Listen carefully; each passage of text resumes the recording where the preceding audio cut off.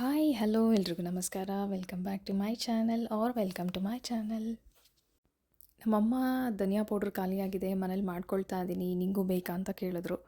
So ನನಗೂ ಸ್ವಲ್ಪ ಬೇಕಿತ್ತು, ಮನೇಲಿ ಖಾಲಿ ಆಗ್ತಾಯಿತ್ತು. ಹಾಗಾಗಿ ನಾನು ಒಂದು ಅರ್ಧ ಕೆ.ಜಿ ಒಯ್ತೀನಿ ಅಂತ ಹೇಳಿದೆ. ಸೊ ಫ್ರೆಶ್ಶಾಗಿ ಮಾಡ್ತಾಯಿದ್ರಲ್ಲ, ಹಾಗಾಗಿ ಚೆನ್ನಾಗಿರತ್ತೆ ಅಂತಂದು ತೊಗೊಂಡು ಹೋಗೋಣ ಅಂತ ರೆಡಿ ಮಾಡಿಸ್ತಾ ಇದ್ದೀನಿ ನಾನು. ನಾವಿಲ್ಲಿ 1.5-2 ಕೆ.ಜಿಯಷ್ಟು ಧನಿಯಾನ ತೊಗೊಂಡ್ಬಿಟ್ಟು ಫ್ರೈ ಮಾಡ್ಕೊಳ್ತಾ ಇದ್ದೀವಿ. ಚೆನ್ನಾಗಿ ಹುರಿದಂಗೆ ಚೆನ್ನಾಗಿ ಸ್ಮೆಲ್ ಬರುತ್ತೆ. ಪೌಡ್ರು ಕೂಡ ಹಾಳಾಗಲ್ಲ, ಭಾಳ ದಿನ ಚೆನ್ನಾಗಿ ಇಡ್ಬೋದು. ಮೀಡಿಯಮ್ ಫ್ಲೇಮಲ್ಲೇ ಇಟ್ಕೊಂಡು ನೀವು ಹುರಿಬೇಕಾಗತ್ತೆ. ಸ್ವಲ್ಪ ಸ್ವಲ್ಪನೇ ಹಾಕ್ಕೊಂಡು ಈ ಥರ ಬೆಚ್ಚಗೆ ಮಾಡಿಕೊಂಡ್ರೆ ಸಾಕು. ತುಂಬಾ ರೋಸ್ಟ್ ಕೂಡ ಮಾಡೋಕ್ಕೆ ಹೋಗಬೇಡಿ.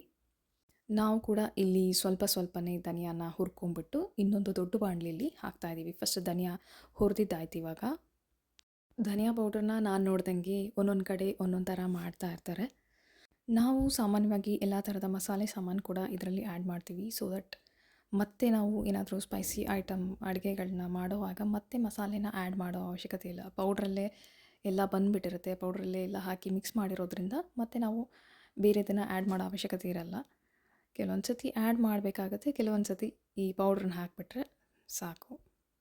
ಅಮ್ಮ ನನಗೆ ಇನ್ಸ್ಟ್ರಕ್ಷನ್ ಕೊಡ್ತಾ ಹೋಗ್ತಾಯಿದ್ರು, ಎಷ್ಟೆಷ್ಟು ತೊಗೋಬೇಕು, ಎಷ್ಟೆಷ್ಟು ಹಾಕಬೇಕು ಅನ್ನೋದನ್ನು. ಸೊ ನಾನಿಲ್ಲಿ ಜಾಕಾಯಿ ತೊಗೊಂಡು, ತುಂಬ ಚಿಕ್ಕದಾಗಲ್ಲ, ಸ್ವಲ್ಪ ಹಿಂಗೆ ಕುಟ್ಟೋಕ್ಕೆ, ಯಾಕೆಂದರೆ ಇದನ್ನು ಜಸ್ಟ್ ಫ್ರೈ ಮಾಡಿಬಿಟ್ಟು ಮತ್ತು ನಾವು ಹಿಟ್ಟಿನ ಗಿರಣಿಗೆ ಹಾಕಿಸ್ಕೊತೀವಲ್ಲ, ಹಾಗಾಗಿ ಅದು ಸ್ವಲ್ಪ ನುಣ್ಣಗೆ ಬರಲಿ ಅನ್ನೋ ಕಾರಣಕ್ಕೆ ಈ ಥರ ಜಸ್ಟ್ ಕುಟ್ಟಿ ಇಟ್ಟಿರೋದಷ್ಟೇ.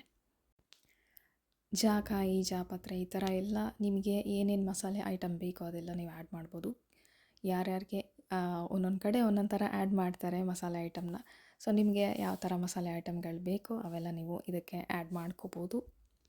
ನಾವು ಧನಿಯಾ ಎಷ್ಟು ತೊಗೊಂಡಿರ್ತೀವಿ ಅದಕ್ಕೆ ತಕ್ಕಂಗೆ ಕ್ವಾಂಟಿಟಿ ವೈಸ್ ಈ ಮಸಾಲೆ ಸಾಮಾನ ಆ್ಯಡ್ ಮಾಡ್ಕೊಳ್ಳೋದು. ಸೊ ನೀವು ಯಾವ ಕ್ವಾಂಟಿಟಿ ಧನಿಯಾ ತೊಗೊತೀರ ಅದಕ್ಕೆ ತಕ್ಕಂಗೆ ಮಸಾಲೆ ಸಾಮಾನ ಆ್ಯಡ್ ಮಾಡ್ಕೊಳ್ಳಿ. ತುಂಬ ಜಾಸ್ತಿ ಹಾಕಿದ್ರೂ ಪೌಡರ್ ಚೆನ್ನಾಗಿ ಬರಲ್ಲ, ರುಚಿ ಕೆಟ್ಟೋಗ್ಬಿಡತ್ತೆ. ಹಾಗಾಗಿ ನೋಡಿಕೊಂಡು ಆ್ಯಡ್ ಮಾಡ್ಕೊಳ್ಳಿ. ನಾವು ತೊಗೊಂಡಿರೋ ಕ್ವಾಂಟಿಟಿಗೆ ಇಷ್ಟು ಮಸಾಲೆ ಸಾಮಾನ ಆ್ಯಡ್ ಮಾಡ್ಕೊಳ್ತಾ ಇದ್ದೀವಿ. ಈಗ ಅದೇ ಬಾಣಲಿಯಲ್ಲಿ ನಾವು ಒಂದಿಷ್ಟು ಚಕ್ಕೆನ ಹಾಕ್ಕೊಂಬಿಟ್ಟು ಬಿಸಿ ಮಾಡ್ಕೊಳ್ತಾ ಇದ್ದೀವಿ. ಧನಿಯಾ ಜೊತೆಲಿ ಧನಿಯಾಗೆ ಹಾಕ್ತಕ್ಕಂಥ ಪ್ರತಿಯೊಂದು ಮಸಾಲೆ ಸಾಮಾನು ಕೂಡ ನಾವು ಬೆಚ್ಚಗೆ ಮಾಡಿಕೊಂಡು ಹಾಕಬೇಕು. ಏಕೆಂದರೆ ನಾವು ಎಷ್ಟು ಹುರಿದ್ರೆ ಆ ಪೌಡ್ರು ಅಷ್ಟು ಘಮ ಘಮ ಅನ್ನತ್ತೆ, ಸ್ಮೆಲ್ ಚೆನ್ನಾಗಿರುತ್ತೆ. ಹಾಗೆ ಲಾಂಗ್ ಟರ್ಮ್ ಯೂಸ್ ಮಾಡೋದಕ್ಕೂ ಕೂಡ ಏನೂ ಆಗೋದಿಲ್ಲ. ಜಾಕಾಯಿ, ಚಕ್ಕೆ, ಏಲಕ್ಕಿ, ಲವಂಗ ಈ ಥರ ಎಲ್ಲ ಮಸಾಲೆ ಸಾಮಾನ ಈ ಧನಿಯಾ ಜೊತೆ ಆ್ಯಡ್ ಮಾಡಿರೋದು ನೀವು ನೋಡ್ತಾ ಇದ್ದೀರಾ. ಹೆಣ್ಮಕ್ಳಿಗೆ ಎಷ್ಟೇ ರೆಡಿಮೇಡ್ ಐಟಮ್ಸ್ ಆಮೇಲೆ ಫುಡ್ ಐಟಮ್ಸ್ ಸಿಗಲಿ ಹೊರಗಡೆ, ಬಟ್ ತಾಯಿ ಮಾಡೋದಿದೆ ಅಲ್ಲ, ಸೊ ಅದರಷ್ಟು ಒಂದು ಆ ಫೀಲಿಂಗೇ ಬೇರೆ. ಆ ಪೌಡ್ರದ್ದು ಬಳಸೋವಾಗೆಲ್ಲ ನಮಗೆ ಜ್ಞಾಪಕ ಬರ್ತಾ ಇರುತ್ತೆ ಅಡುಗೆ ಮಾಡೋವಾಗ. ಅದ್ರ ಜೊತೆಯಲ್ಲಿ ಮಾಡ್ತಾ ಮಾಡ್ತಾ ನಾವು ಕೂಡ ಕಲ್ತ್ಕೊತೀವಿ ತಾಯಿಯಿಂದ ಹೇಗೆ ಮಾಡೋದು ಅನ್ನೋದನ್ನು.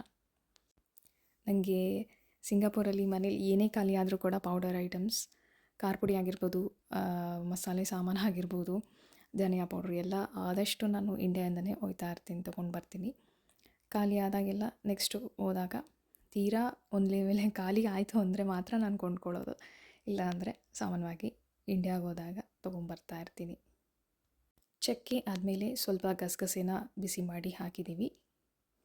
ಚಕ್ಕೆನ ನಾವು ಇಲ್ಲಿ ತುಂಬ ದೊಡ್ಡ ದೊಡ್ಡ ಪೀಸ್ ಇದೆ, ಸ್ವಲ್ಪ ಮುರಿದು ಹಾಕಿ ಮತ್ತೆ ಮುರಿದ್ವಿ ನಾವು. ಏಕೆಂದರೆ ನಾವು ಗಿರಣಿ ಹಾಕಿದಾಗ ಅಲ್ಲಿ ಎಲ್ಲ ಒಂದೇ ಸತಿ ಪೌಡ್ರು ಅಷ್ಟು ಚೆನ್ನಾಗಿ ಆಗಲ್ಲ, ನುಣ್ಣಗೆ ಆಗೋದಿಲ್ಲ ಅಂತ ಮತ್ತೆ ಒಂದು ರೌಂಡು ಮುರಿದು ಹಾಕ್ತಾಯಿದ್ವಿ. ನೋಡಿ ಇಷ್ಟು ಐಟಮ್ಸ್ನ ನಾವು ಹಾಕಿದ್ದೀವಿ, ಚೆನ್ನಾಗಿ ಮಿಕ್ಸ್ ಮಾಡಿದ್ವಿ ಆ ಬಾಣಲಿಯಲ್ಲಿ ಮೇಲೆ ಕೆಳಗೆ. ಅದಾದಮೇಲೆ ಹಿಟ್ಟಿನ ಗಿರಣಿಗೆ ಡಬ್ಬದಲ್ಲಿ ಹಾಕಿಬಿಟ್ಟು ರೆಡಿ ಮಾಡಾಯಿತು. ಗಿರಣಿಯಿಂದ ಹಾಕಿಸ್ಕೊಂಡು ಬಂದಿದ್ದು ಆಯಿತು. ನೋಡಿದ್ರಲ್ಲ ಪೌಡ್ರ್ ಈ ಥರ ಕಾಣಿಸ್ತಾ ಇದೆ, ಎಷ್ಟು ಘಮ ಘಮ ಅಂತ ಇದೆ ಗೊತ್ತಾ.